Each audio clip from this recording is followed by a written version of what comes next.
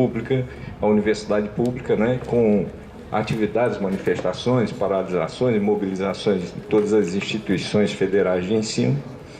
E a gente então pensou encerrar essas atividades com uma aula pública com o professor Michel Zaidan, que já integrou os quadros dessa universidade, né? Mas ele ainda está muito presente no coração e nas mentes de muitos dos nossos colegas, jovens e antigos aqui dessa instituição. Então eu queria chamar o professor Michel Zaidan para participar da mesa.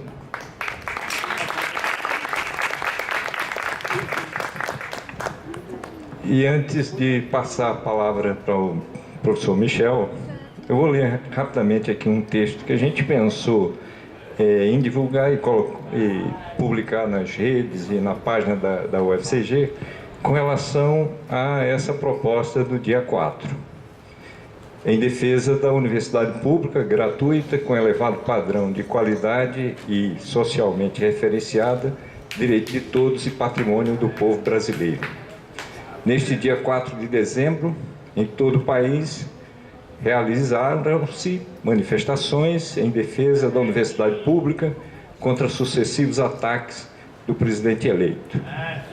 O novo governo reitera ameaças feitas no curso da campanha eleitoral, entre as quais a privatização das instituições de ensino superior, drásticos cortes de verbas para a educação, desmonte da carreira docente, fim da estabilidade de servidores públicos, nomeação de dirigentes à revelia da comunidade universitária, extinção de programas de acesso e de manutenção de estudantes, mutilação de currículos, restrições à atividade pedagógica, entre outras medidas que atentam contra a autonomia da universidade e conquistas acadêmicas. O futuro ministro da Educação, o senhor Vélez, colombiano naturalizado brasileiro, imposto pela bancada parlamentar confessional para ser fiador de seus propósitos contrapostos a preceitos educacionais inscritos na Constituição Federal. O futuro ministro, entre outras sandices, declara apoio à lei da mordaça, à vigilância de professores, à supressão da educação sexual de jovens pelo estudo de biologia, à comemoração do golpe empresarial militar de 1964 e a banir Paulo Freire das escolas. As universidades públicas e institutos tecnológicos são os maiores patrimônios educacionais, culturais e financeiros da Paraíba. Estado que padece privações seculares provocadas por políticas econômicas concentradoras de riquezas e de aumento de desigualdades sociais. A educação pública em todos os níveis não elimina estas assimetrias, mas contribui significativamente para reduzir desigualdades. Programas sociais e educacionais realizados nestas instituições públicas de ensino superior tiveram impacto positivo na melhoria da vida de amplas parcelas da população paraibana. Propiciaram a filhos de famílias de baixa renda, de camadas sociais vulneráveis, discriminadas por ações excludentes de oligarquias locais, o acesso gratuito ao ensino superior e a novas oportunidades de vida graças à inserção no mercado de trabalho. A expansão e a interiorização de universidades públicas e institutos tecnológicos permitiram que muitas famílias de baixa renda transpusessem muros, até então insuperáveis, do ensino superior. Hoje a UFCG instalada em Campina Grande, Sumé, Cuité, Patos, Pombal, Souza e Cajazeiras oferece cerca de 71 cursos diurnos e noturnos, atende cerca de 18 mil alunos, dos quais 2.200 em programas de pós-graduação. Forma em média 2.400 estudantes por ano, provenientes de vários estados da região Nordeste e inúmeros municípios paraibanos. Neste dia 4 de dezembro, professores, servidores, técnicos administrativos e estudantes conclamam a sociedade civil paraibana a defender resolutamente a universidade pública, gratuita, com elevado padrão de qualidade, socialmente referenciada, direito de todos, patrimônio do povo brasileiro.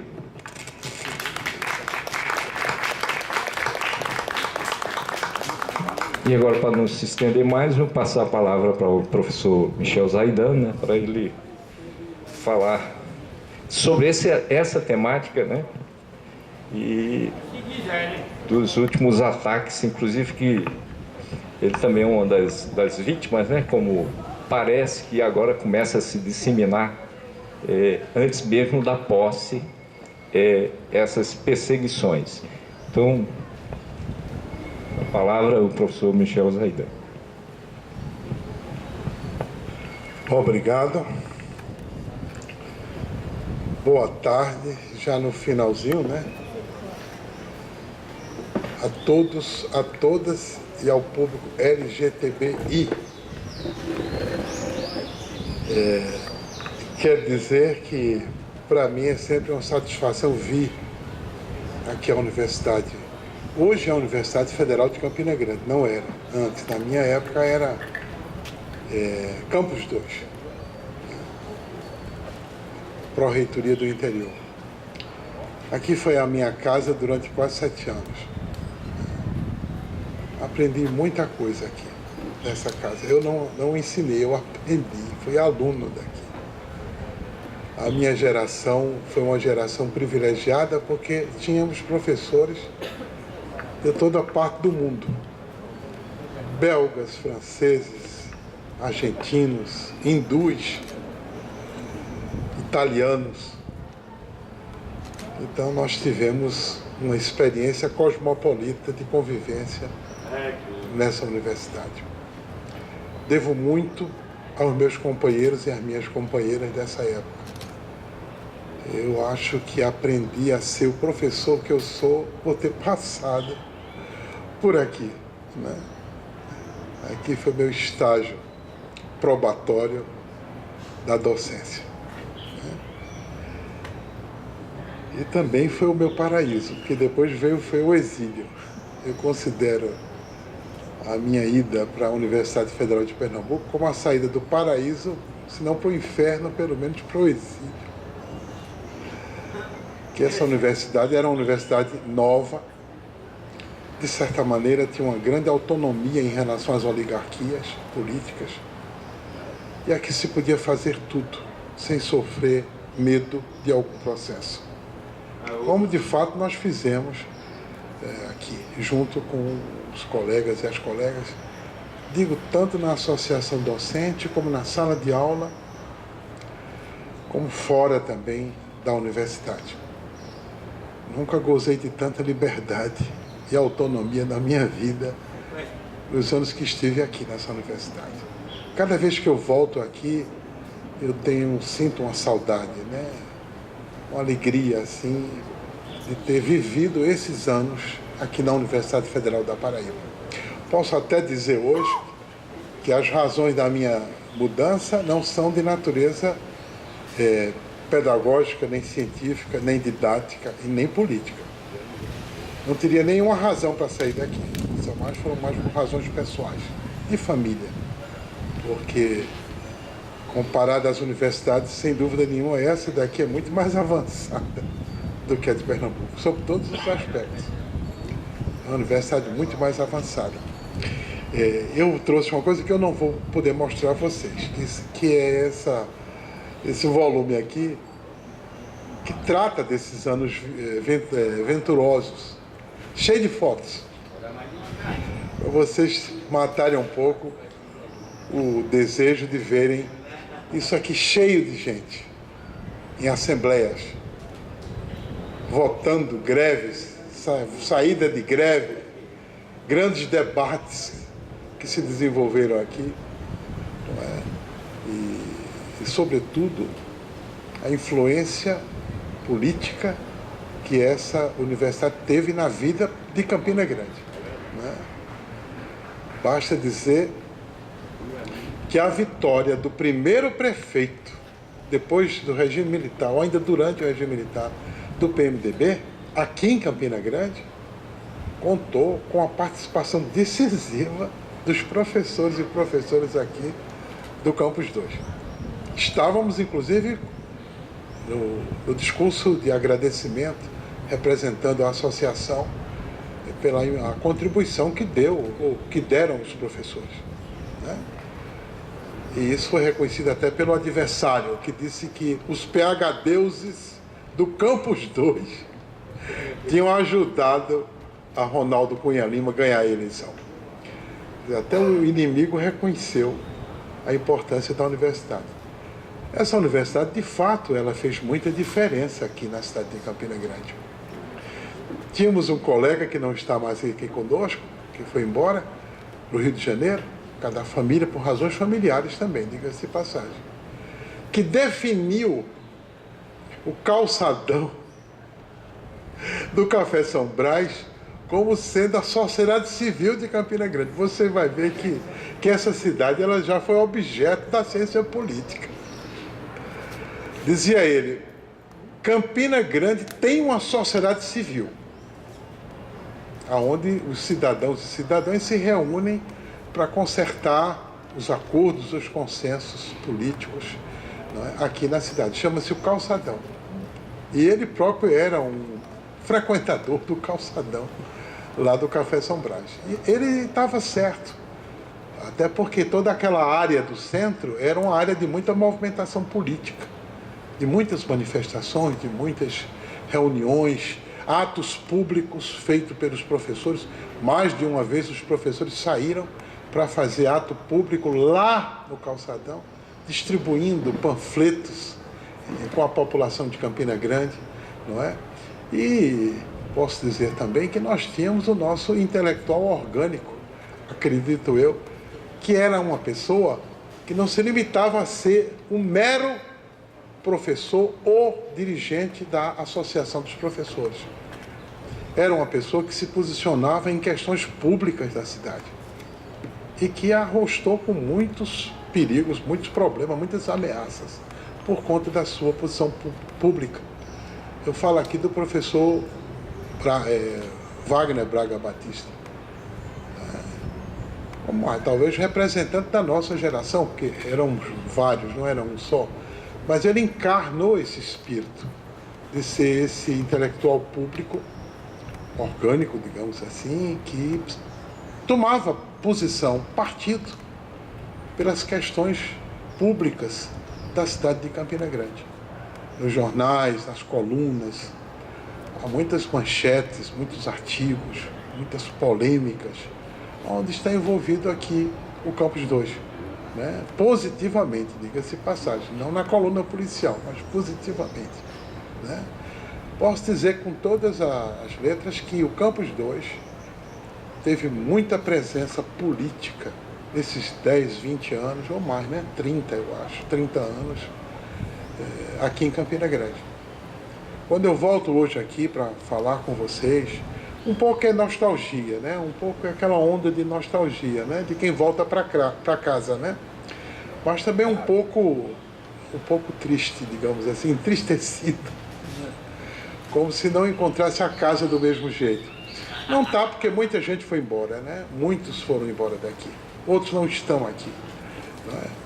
Quando eu encontrei o professor Hermano aqui no cafezinho, eu digo, ele vai me receber na casa, né?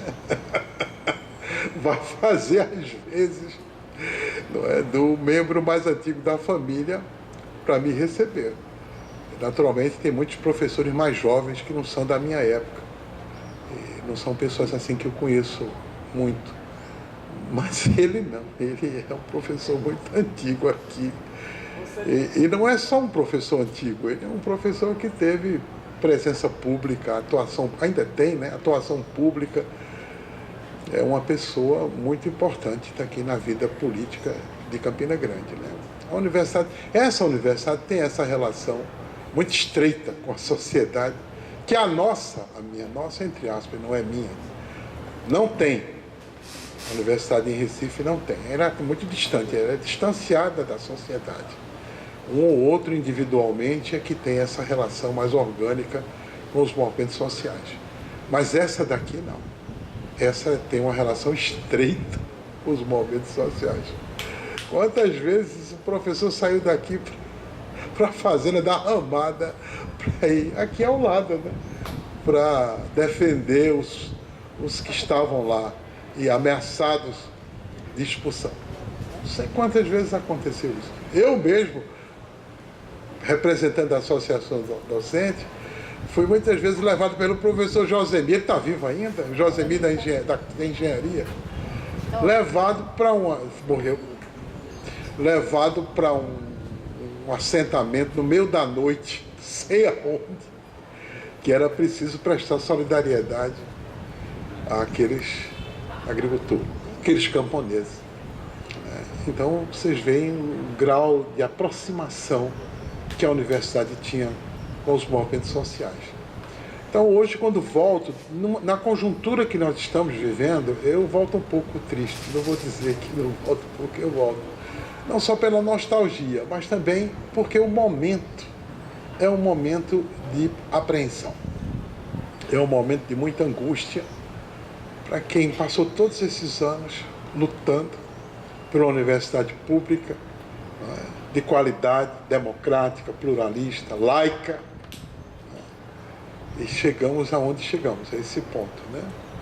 Na minha instituição mesmo tem um grupo que há muito tempo eu não via isso, neofascista, instalado, que é guiado por um sionista do Departamento de Filosofia que aparece no YouTube fazendo exercícios com arma.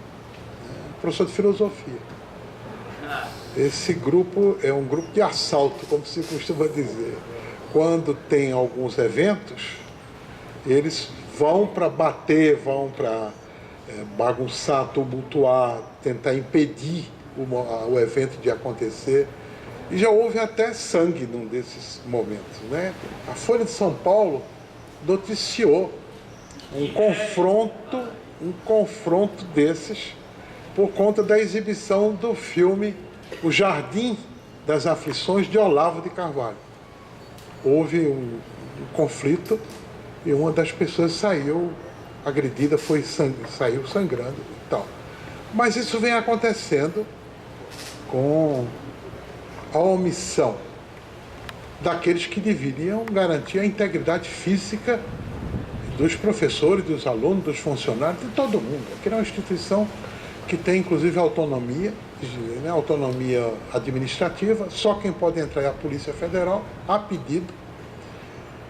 E, no entanto, vem ocorrendo esses lamentáveis, né, acontecimentos dentro do campus. Às vezes, para se fazer um evento, tem que pedir uma segurança extra. Fizemos o bicentenário de Marx, há 2 meses, há 1 mês e pouco. E para garantir que não houvesse nenhum imprevisto, nós tivemos que solicitar uma segurança extra, que não é a segurança patrimonial, é uma segurança nossa, para evitar exatamente esses conflitos. Não é? Porque já tinha havido alguns na época do centenário da Revolução Russa. Esse pessoal organizado vai, quebra, bate, impede de haver o evento. Tinha havido uma coisa dessa na Universidade Católica. Eles impediram de que houvesse esse debate. Também na Universidade Federal, na Faculdade de Direito, tinha havido uma coisa dessas. Então, um clima de muita insegurança jurídica, política, administrativa, não é? Porque quando ocorrem esses conflitos, a segurança não intervém. Tem receio, ou não sei se por precaução, ela não intervém no sentido de evitar desfecho físico entre as pessoas. Então isso degenera muitas vezes em pancadaria. Ocorre isso, né?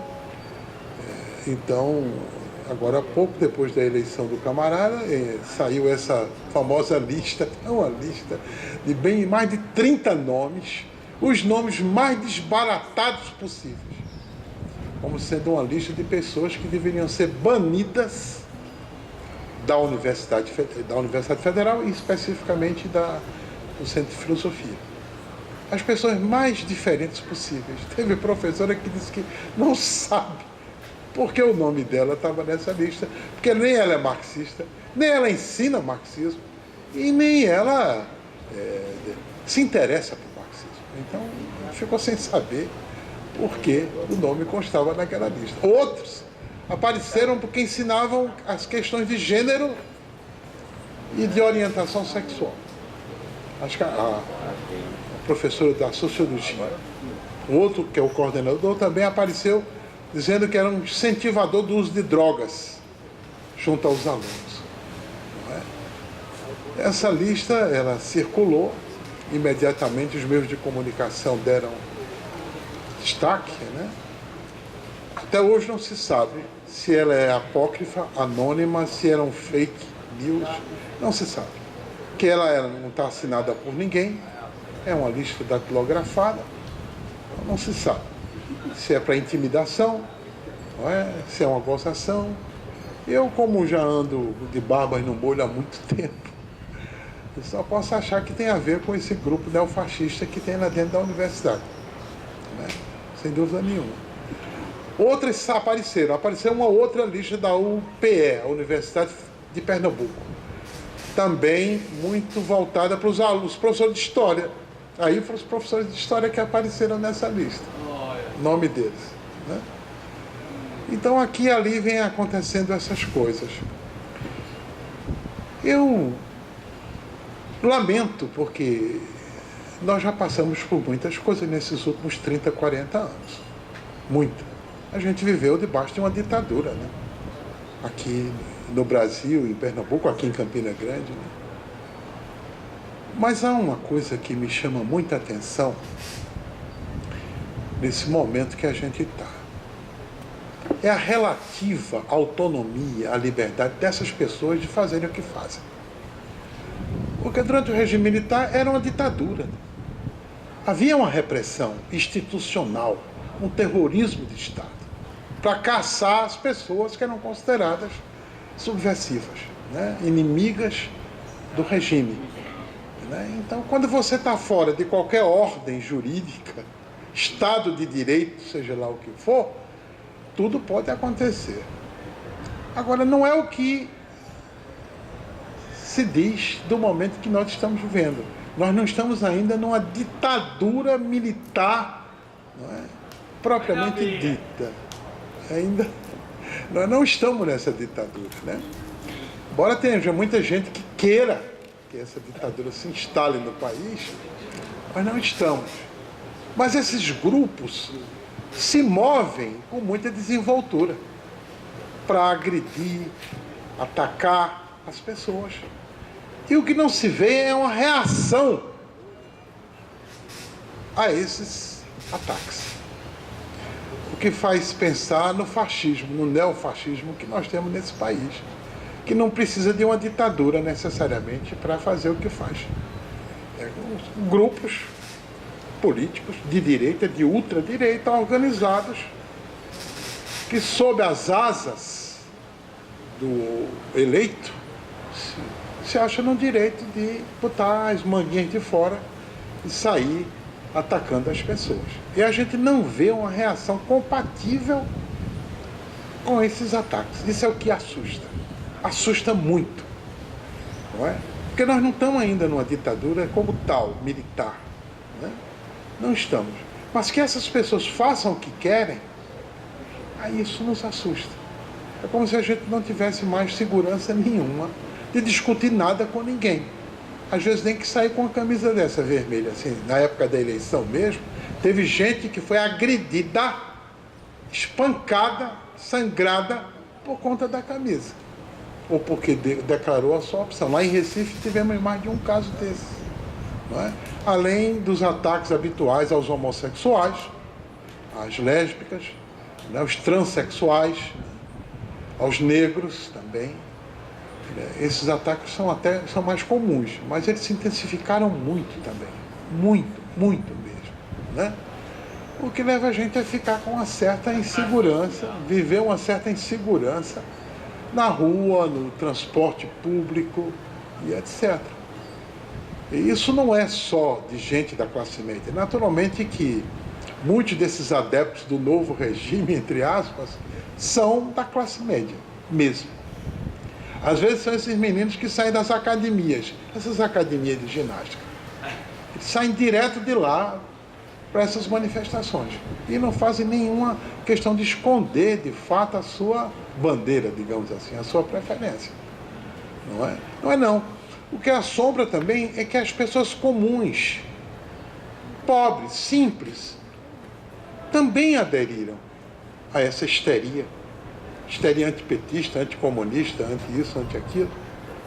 Eu estava num ônibus, indo para minha casa, um ônibus desses alternativos, não era nem de linha regular. Estava com uma revista vermelha, a revista de capa vermelha da CUT, lendo enquanto chegava a minha viagem. Quando estava já para saltar, deixei a revista num banco para outra pessoa ler, que se sentasse. Quando eu desci do ônibus, o cobrador do ônibus me chamou. Disse: epa, está esquecendo a revista aqui. Eu disse: não, eu já li essa revista, estou deixando para um outro leitor eventual que chegar aqui. Ele disse: ninguém quer essa revista aqui, não. Isso é uma revista do PT, isso é uma revista comunista. Pode levar a sua revista com você. Isso é um cobrador de ônibus, isso não é classe média, não. Cobrador de ônibus. Eu disse: não, não vou levar não, ela vai ficar aí para outra pessoa ler. Isso é uma revista de bandidos, veja, de bandidos, de ladrões.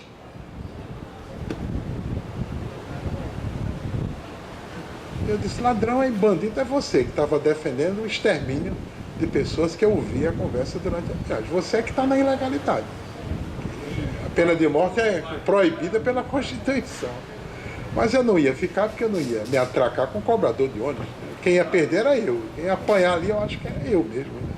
Mas isso é para mostrar o nível, o grau da intolerância, do preconceito, do ressentimento, do ódio de classe.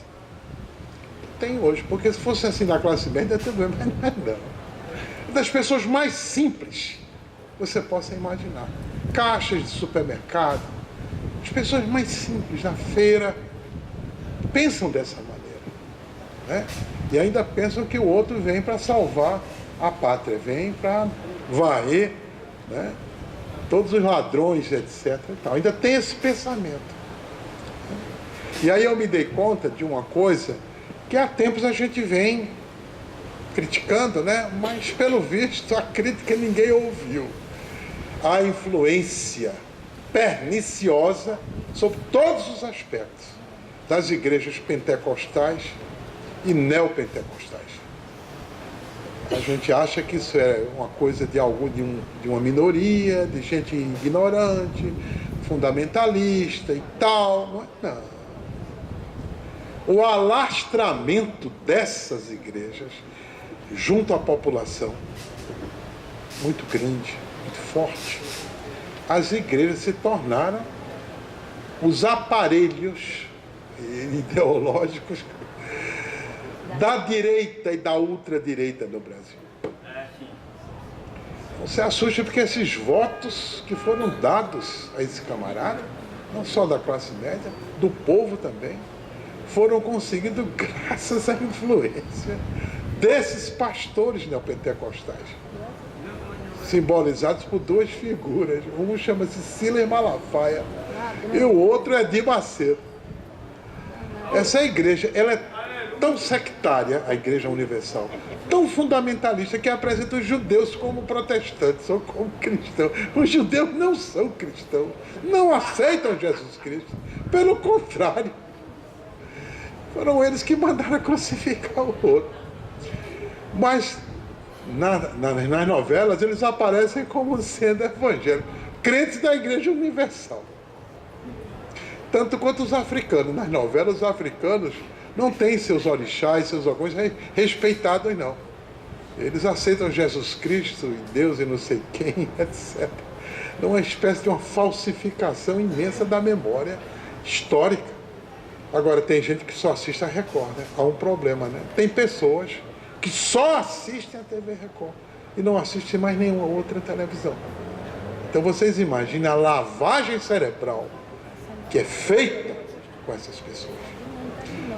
Consequência nós estamos colhendo agora. Um voto fundamentalista, né? obscurantista, de ultradireita, irracional, que não aceita argumentação de tipo nenhum. Não adianta argumentar, porque essas pessoas não aceitam. O pastor diz que a homossexualidade vem através de um genes, de um vírus, de não sei o quê, que criou uma nova raça, uma raça que não procria, e que ela tem que ser combatida a ferro e a fogo. E as pessoas aceitam um absurdo como esse. Um absurdo. O outro, que é o prefeito da minha cidade, que é ligado à Assembleia de Deus, saiu-se com um projeto de Estatuto da Família. Que família é essa? Deve ser José Maria e não sei quem, e pronto. Ou então é a família dele também, porque ele se jaca que é um moço de boa família. Ele próprio disse isso, né? E vocês imaginem onde nós chegamos. Chegamos numa situação muito delicada. Né? Não é nem as opções políticas de esquerda. A nossa ideologia, nosso ensino na sala de aula. Seja em ciência política, seja em história, seja na sociologia. Não, menos do que isso. São as questões cotidianas da vida comum de todos nós, que são colocadas agora em xeque. Porque há uma ideologia ultraconservadora que diz qual é o certo e qual é o errado. Qual é a família certa, qual é a família errada. Quais são as práticas sexuais consentidas e permitidas e quais são as que não são. Quer dizer, alguém estava dizendo que gênero agora vai ser aquela coisa da gramática, né? Tem que estudar gênero na gramática. Não se pode mais falar de gênero quando se estuda a questão, não é, do feminino e do masculino. Está proibido uma coisa como essa. Né? Olha, eu vou lhe dizer, poderíamos resumir esse drama, na questão das ameaças que já vem há algum tempo à laicidade do Estado brasileiro. Nós somos uma república desde 1898. Nós somos uma república laica, 1889. Não, mas não é a nossa, é a antiga, a proclamação da república. Nós somos uma república laica. Nós fizemos a separação do Estado e da Igreja, e até por isso a Igreja ficou com raiva da política, porque ela perdeu naturalmente o poder que ela tinha antes. Isso nos assegura a liberdade de cátedra, a liberdade de ensino, a liberdade de crítica, de organização, de associação, de culto. Se essa laicidade cai, nós entramos numa modalidade de Estado teológico no Brasil. E ai daquele que não rezar pela mesma cartilha. Vai comer fogo, diga-se de passagem. Fogo, fogo, fogo mesmo. Eu lembro de um inquérito na Polícia Federal que eles perguntaram: qual é a religião? Qual é? Eles perguntam logo qual é a religião. E eu disse assim: eu sou agnóstico, para não dizer que era ateu, porque se no Brasil disser que é ateu, assusta muita pessoa, né? Não pode dizer. Ele disse agnóstico, aí causou um problema, porque as pessoas não sabiam o que era e não sabiam como botar. Agnóstico. Se eu tivesse dito ateu, né, tinha chamado logo ateu, mas disse agnóstico, me saí com essa daí. O fato é o seguinte, nós estamos numa situação que a gente não pode nem sequer declinar qual é a nossa profissão de fé. Muito menos a política, porque a política é mais complicada ainda, né? Vou explicar a política, né? Quando os próprios partidos legais estão sob o crivo, né, dessa direita, imaginem aqueles que eles acham que são partidos mais radicais e tal. Esses é que realmente serão caçados. Como vi a ideia de que tanto o MST quanto o MTST serão caçados esses movimentos. Não é só o dinheiro para a reforma agrária, não. Os próprios movimentos. Além da intervenção nos sindicatos. Essa é outra notícia, porque como acabou-se o Ministério do Trabalho, né? Então, a notícia que circula é de intervenção.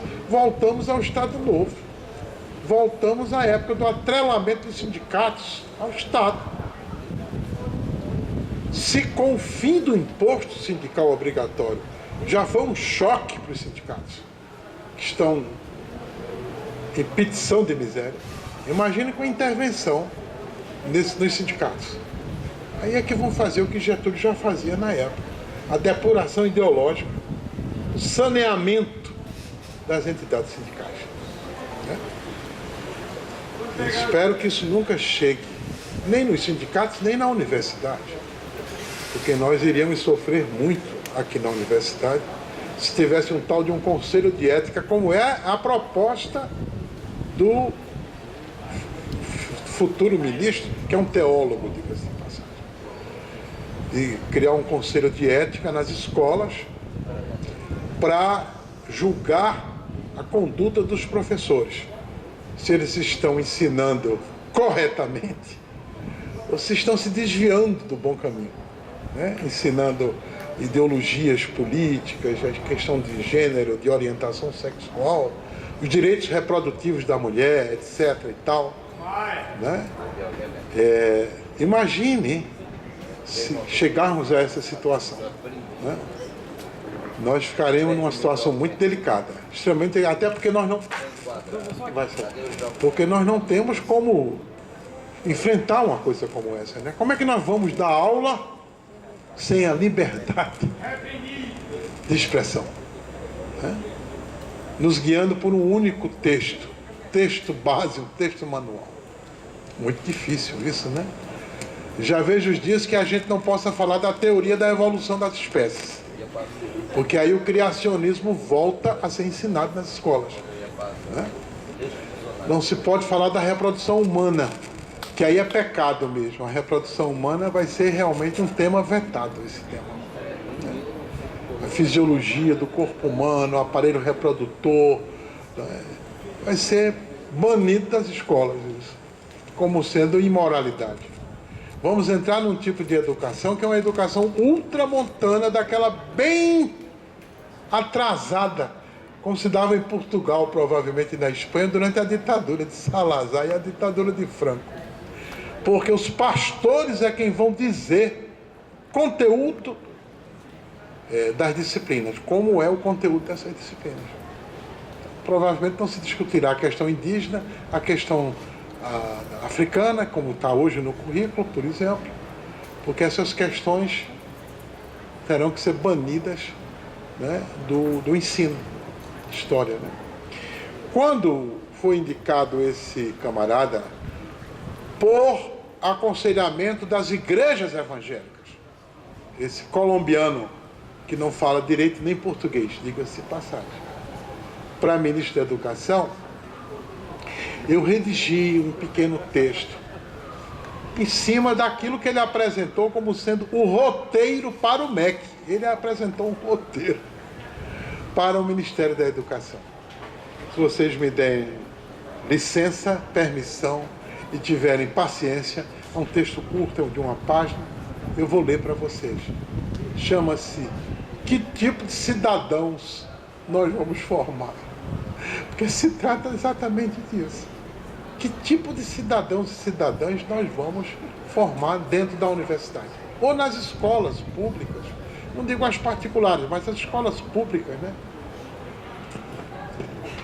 Acabo de ler o roteiro para o MEC elaborado pelo cidadão colombiano Ricardo Vélez Rodrigues, autodefinido como, aspas, intelectual e professor universitário, apresentado como plataforma ou programa de gestão para a política educacional brasileira.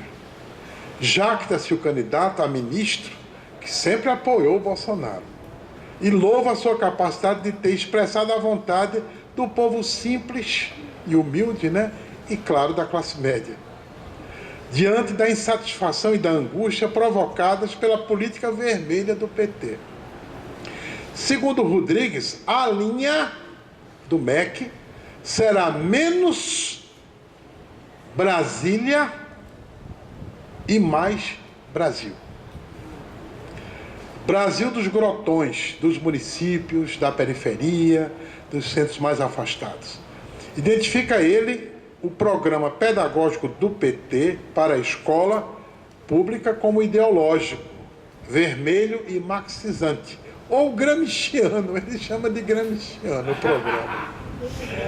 pelo menos ele deve conhecer, Gramsci, né? Gramsciano. Responsável por instigar o ódio entre sexos, raças e culturas. O seu programa dele é a união dos brasileiros, através de um ensino que vai banir da escola as discussões sobre orientação sexual, relações de gênero, etc. O programa de Brasília era ideológico e divisionista da família brasileira. O do Brasil é focado na promoção do ensino médio, que deve ser municipalizado ou estadualizado, atuando o MEC como coadjuvante ou apoiador deste processo de municipalização.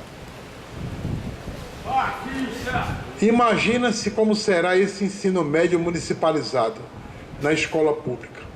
Um currículo permeável à intromissão solerte das igrejas, que se julgaram no direito de dizer o que pode e o que deve ser ensinado às crianças e aos adolescentes.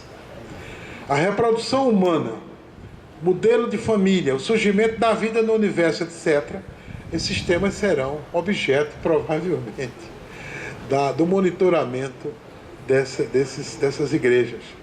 Aquilo que as escolas confessionais fundamentalistas já fazem, interditando o livre debate das ideias, ou a formação racional da vontade, o esclarecimento das mentes. E o magistério laico, republicano, iluminista, banido ou censurado, com o afastamento dos professores e professoras comprometidos com a agenda contemporânea do pensamento. Digo isso com angústia e com preocupação, porque eu fui professor durante a ditadura militar no Brasil. Sei das inúmeras dificuldades de lecionar com a liberdade de pensamento e autonomia intelectual num ambiente de perseguição. Ameaças veladas ou implícitas, com espias na sala de aula. E me preocupo, acima de tudo, com o tipo de educação que receberão os nossos jovens e adolescentes na escola pública, numa época de formação do seu caráter e da sua personalidade. Se a crítica dos bolsonaristas era da escola com partido, agora a escola vai se tornar, sim, um aparelho de moer sonhos, utopias e a independência intelectual. Uma máquina de produzir Pinóquio às avessas. Essa imagem é de Rubem Alves. Pinóquio às avessas. Como dizia o saudoso Rubem Alves, lutamos tanto para transformar a educação numa pedagogia do desejo, ou aquela pedagogia do oprimido que foi exposta aqui. E o que estamos vendo é um programa pedagógico apoiado na intolerância, no ódio, no preconceito, no obscurantismo.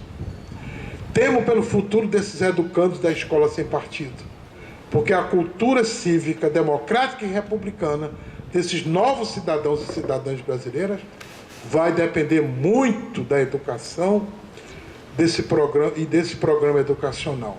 E o pior ainda, o país vai depender desses cidadãos. Não se faz o país sem os cidadãos. E a escola é quem formará esses cidadãos. Dado o adiantado da hora, estou vendo que já está escuro, eu não vou ler o meu texto. Eu fiz um texto, eu vou deixar para vocês, um texto sobre a educação que eu defendo. As teses, eu vou deixar aqui, por cada hora, que está um pouco tarde. Mas não queria parar sem ler um poema de Carlos Drummond de Andrade, chamado Mãos Dadas, na época de uma outra ditadura, viu? Deixa eu só ver aqui. Drummond já foi uma pessoa muito próxima do Partido Comunista. Muito próximo. O microfone está longe. Quando ele escreveu uma coletânea chamada Rosa do Povo, essa é uma das melhores coletâneas política mesmo, de poesia política. Acredito que esse poema deve estar lá, junto. Eu li esse poema, acho que a Dilma leu esse poema quando foi à Universidade Federal. Leu trechos desse poema. E eu li mais recentemente esse poema num encontro de sindicalistas do metrô do Recife, que estavam comemorando acho que 15 anos do sindicato. Eu fiz questão de ler esse poema e disse porque estava lendo.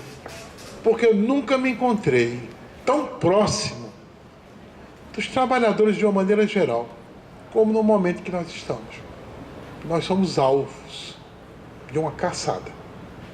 Então eu disse, por essa proximidade, eu gostaria de ler para vocês esse poema, que para mim expressa esse estado de espírito, né, que nós temos. Não serei o poeta de um mundo caduco, também não cantarei o mundo futuro. Estou preso à vida e olho os meus companheiros. Estão taciturnos, mas nutrem grandes esperanças. Entre eles, considero a enorme realidade. O presente é tão grande, não nos afastemos. Não nos afastemos muito. Vamos de mãos dadas. Não serei o cantor de uma mulher, de uma história. Não darei suspiros ao anoitecer, ou a paisagem vista da janela. Não distribuirei entorpecentes ou cartas de suicida. Não fugirei para as ilhas, nem serei raptado por serafins. O tempo é a minha matéria. O tempo presente. Os homens presentes. A vida presente. O